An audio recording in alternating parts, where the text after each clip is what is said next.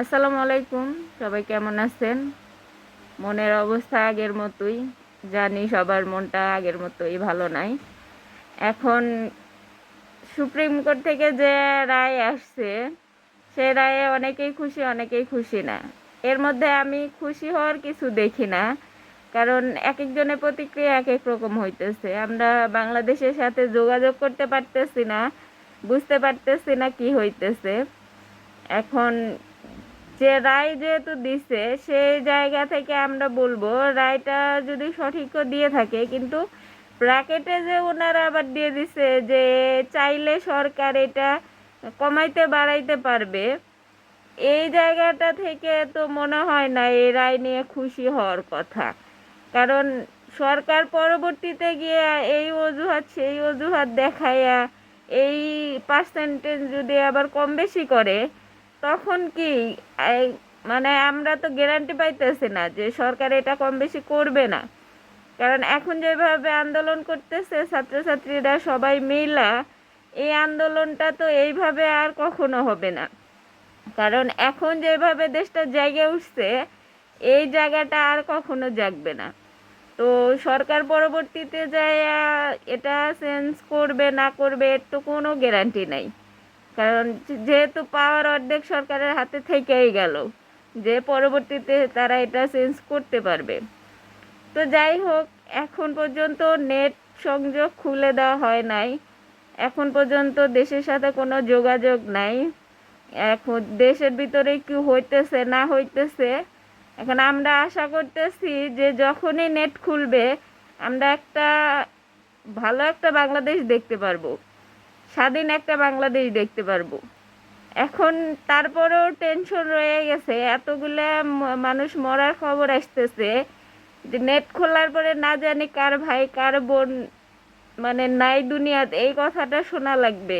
মানে এই টেনশনে মনে করেন যে সবার এমনিতেও, যদিও কারো ভাই বোন নাও মারা যায় থাকে, যারাই মারা যাইতেছে তারাও তো আমাদের ভাই বোন।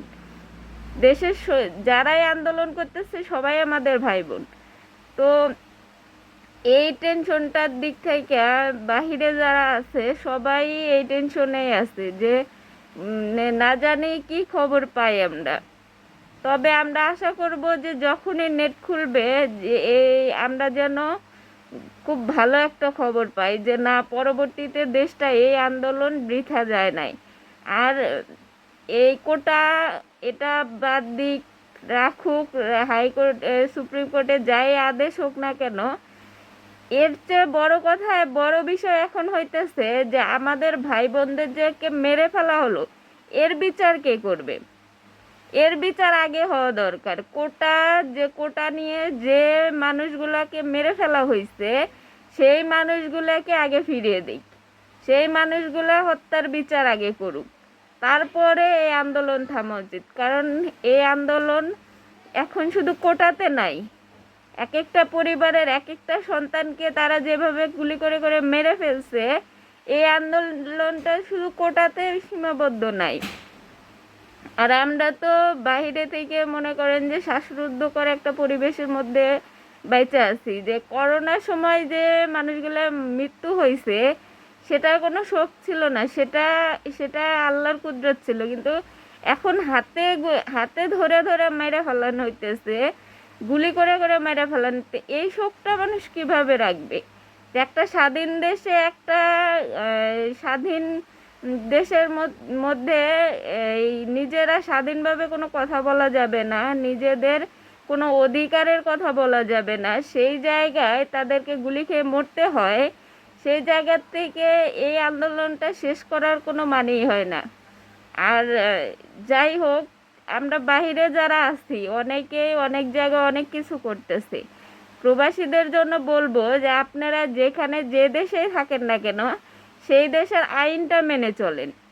এখন অনেক জায়গায় আন্দোলন করতেছে, এই করতেছে সেই করতেছে, প্লিজ আপনারা আন্দোলন করেন, সুষ্ঠুভাবে করেন, এক জায়গায় থেকে করেন। এই দেশের জিনিস ক্ষতি করে, এই দেশের রাস্তা ব্লক করে, গাড়ি ঘোড়া ভাঙচুর করে, অফিস আদালত ভাঙচুর করে, এইগুলা কোনো আন্দোলন নাই।